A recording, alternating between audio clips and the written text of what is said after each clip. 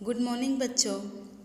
मैं पटेल नीलम कर्णावती विद्यालय में आप सभी का स्वागत करती हूँ। कक्षा 8 विषय सामाजिक विज्ञान, जिसमें पाठ 1 धार्मिक सामाजिक जागृति।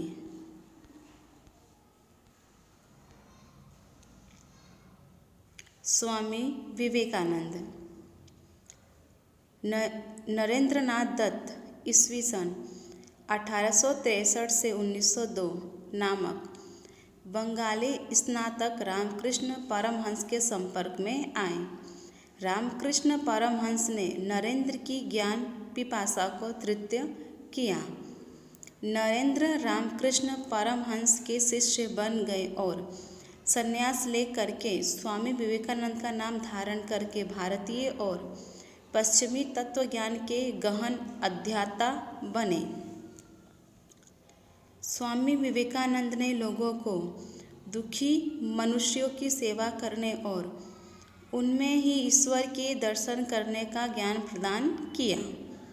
इन्होंने भारत के युवकों में अतीत के प्रति गौरव और भविष्य के लिए श्रद्धा जागृत की। इन्होंने ईस्वी सन 1893 में यूनाइटेड स्टेट शिकागो में आयोजित अखिल विश्व धर्म परिषद में सम्मिलित होकर उसमें अपने प्रभावशाली भाषण के द्वारा भारतीय संस्कृति और तत्वज्ञान की समझ प्रदान की। उसके बाद यूनाइटेड स्टेट, यूरोप, इजिप्ट, चीन, जापान आदि देशों में प्रवास करके भारतीय संस्कृति का प्रचार प्रसार किया। भारतीय संस्कृति को अन्य देशों में भी जागृत किया। वे भारतीय संस्कृति के प्रशंसक और प्रखर राष्ट्रप्रेमी थे। इन्होंने भारतीयों को उठो, जागो और ध्येय प्राप्ति तक लगे रहो का नारा दिया था। ऐसे नारे दिए थे। स्वामी विवेकानंद ने ईस्वी सन 1897 में अपने गुरु के नाम से बेलूर में रामकृष्ण मिशन मठ की स्थापना भी की थी। किसके नाम पे की थी? अपने गुरु बेनूर के नाम से की थी। इस मिशन ने विविध कार्यों के द्वारा मानव सेवा करने का आदर्श अपनाया। रामकृष्ण परमहंस के जीवन में प्रेरणा प्राप्त करके जन सेवा ही प्रभु सेवा के सूत्र को मिशन ने अपनाया। देश में विद्यालय खोलकर शिक्षा देना और अस्पताल द्वारा सेवा का कार्य किया जाता है। इस मिशन की शाखाएं भारत और विदेशों में भी आज भी कार्यरत है, आज भी कार्य करती हैं। मुस्लिम समाज में सुधार का आंदोलन। 19वीं शताब्दी की शुरुआत में उत्तर प्रदेश में रायबरेली के सैयद अहमद खान और बंगाल के शरीअतुल्लाह जैसे लोगों के नेतृत्व में मुसलमानों ने सामाजिक और धार्मिक जागृति की शुरुआत की।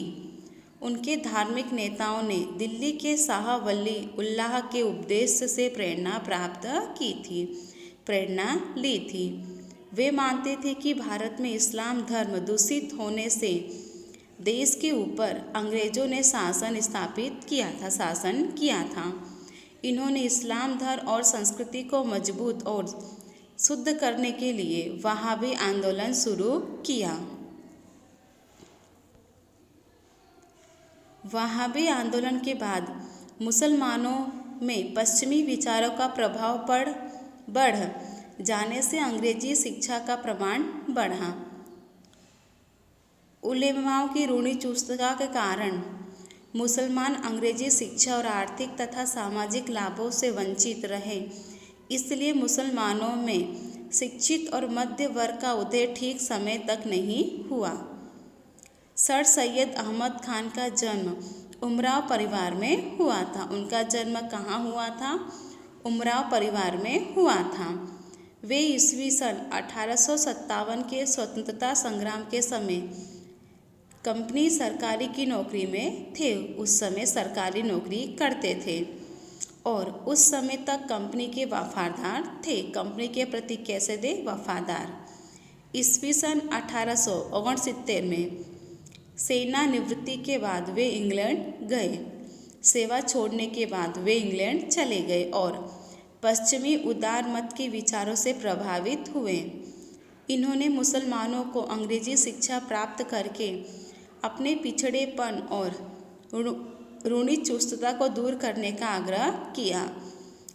इन्होंने ईस्वी सन 1870 में तहजीब उल अखलाक नामक पत्रिका भी शुरू की।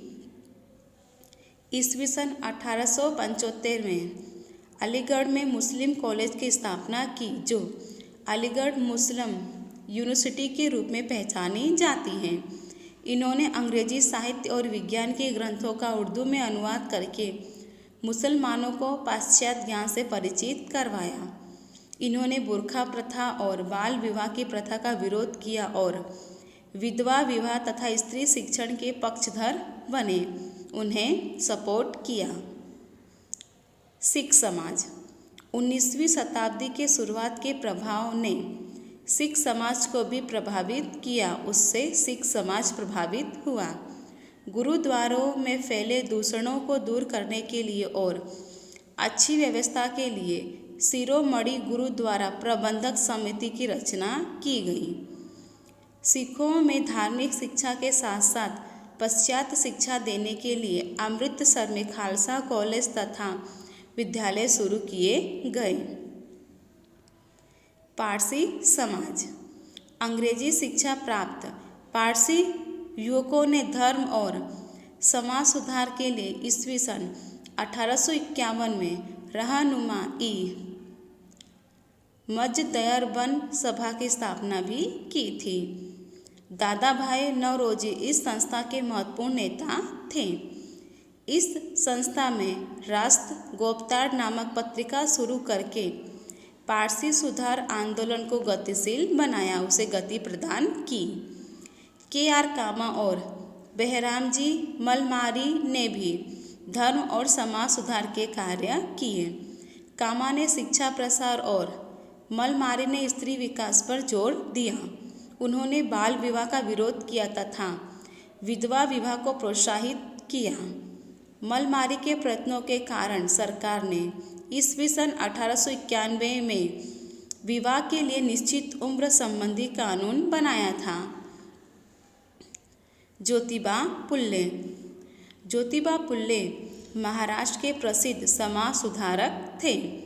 ज्योतिबा फुल्ले कौन थे? महाराष्ट्र के एक प्रसिद्ध समाज सुधारक थे। इन्होंने स्त्रियों तथा दलितों के प्रश्नों पर ध्यान दिया। ईस्वी सन 1857 में इन्होंने पूना में कन्या पाठशाला शुरू की। इन्होंने विधवाओं को पुनः विवाह करने में सहायता की। समाज में ब्राह्मणों के वर्चस्व के विरुद्ध प्रतिकार किया।